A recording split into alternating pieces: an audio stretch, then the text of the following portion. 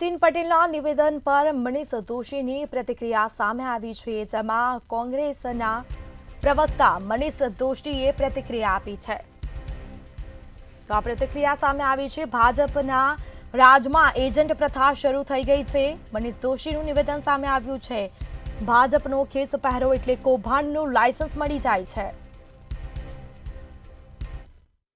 દંડાના કારણે સામેના લોકોને ડરાવવાનું અને સામેના લોકોની સાથે સાથે વિધિંતી પક્ષની અંદર પણ કોઈ પણ પ્રકારની વાસ્તવિક વાત કરવા જાય તો તેમને પણ દબાવવાના, એમના કચ્ચા ચીઠા ખોલી નાખવાની અને એમને દબાવવાની પ્રવૃત્તિ ચાલે છે।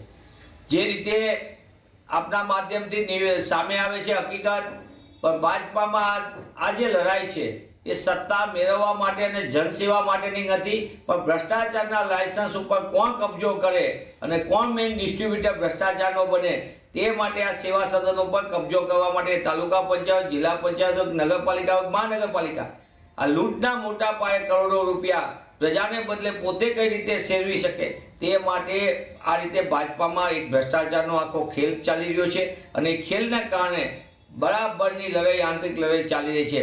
હકીકતમાં ભાજપાની આ લડાઈ જનતાની સેવા માટે નથી, જનપ્રતિનિધિ બનીને લોકોને ન્યાય આપવા માટે નથી, પણ આ કેમ ખાઈ ગયો ને હું કેમ રહી ગયો એ હુસાતુસીની લડાઈના કારણે ગુજરાત અને ગુજરાતીઓ લૂંટાઈ રહ્યા છે।